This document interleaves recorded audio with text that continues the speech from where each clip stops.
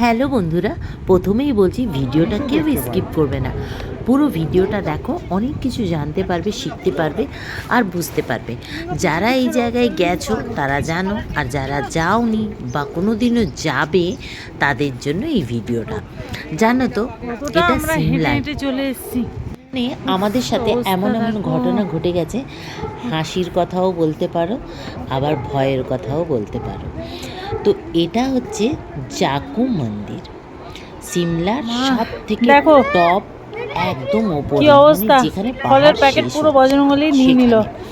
এখানে আমাদের এই হনুমানের মন্দিরে এলাম, এই জায়গার নাম অনেকেই এটাই হয়তো ইচ্ছা ছিল। রামায়ণ যারা যারা দেখেছো, নিচ্ছে সব। দেখো এটা কি অবস্থা বলা আছে। তো দেখো কি অবস্থা, ফুল যাই না, ওই স্ট্রবেরির ডাব্বাটাকে খুললো, দেখ ওই দেখ উড়িষ্যা, ওখান থেকে ভিডিওটা ভালো আসবে, নাও না। বিশাল বড়, এটা কত ফুট উঁচু সেটা আমি বলতে পারবো না, 150 থেকে তো হ্যাঁ, চলো চলো। তো এখানে অনেক কিছু ঘটনা ঘটেছে। যখন আমরা ঢুকছি, বাঁদরের ছয়ালাভ, বাঁদর হনুমান মানে ছয়ালাভ চারিদিকে, মানে কোন দিকে যাব কোন দিকে কী করবো কিছু বোঝাই যাচ্ছে না। তো এখানে যেতে গেলে রোপওয়ে যেতে হয়। আমার ভাই ভয় পায় উঁচুতে, তাই আমরা রোপওয়ে যাইনি।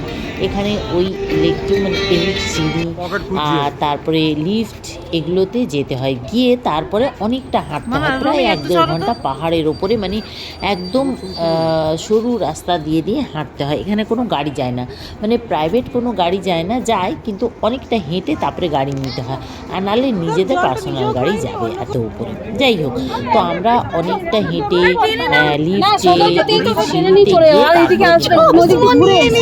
যাক মোটামুটি পৌঁছে গেলাম। এখানে এসেই তো হনুমানের বাঁদরের এমন উৎপাত যে ভয়ে আমাদের মাথা কাজ করছিল না। তো যাক গে, এখানে মন্দির আছে খুব সুন্দর, চারিদিকে পুজো দিলাম। আর আমার বর মানে আমি আমার ভাইয়ের জন্য, সেদিন মঙ্গলবার ছিল, আগের মঙ্গলবার, ভোটের আগের দিন।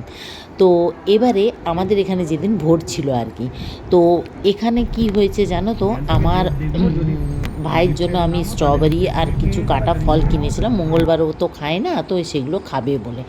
তো আমার বর ওই প্যাকেটটা ধরেছিল, হনুমান ছুঁ মেরে সেটা খেতে আরম্ভ করছে। স্ট্রবেরিগুলো কিভাবে খাচ্ছে তোমরা দেখতে পাবে সেটা। আর তারপরে আমার বর না এমনি দাঁড়িয়েছিল, দেখছিল হনুমানের মূর্তিটা, পুরো মানে মাথা উঁচু করে দেখতে হচ্ছিল।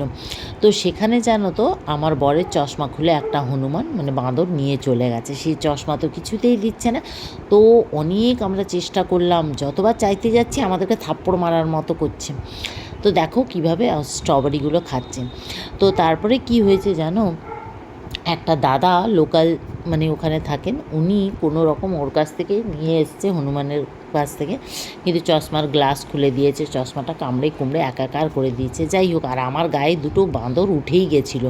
মানে এদের সামনে তুমি প্যাকেট নিয়ে যেতে পারবে না, বা তুমি যদি হঠাৎ করে ব্যাগের চেন খোলো, ওরা বুঝে যাবে তুমি কিছু বার করছো, ব্যাস তোমার গায়ে উঠে যাবে, এরকম ব্যাপার।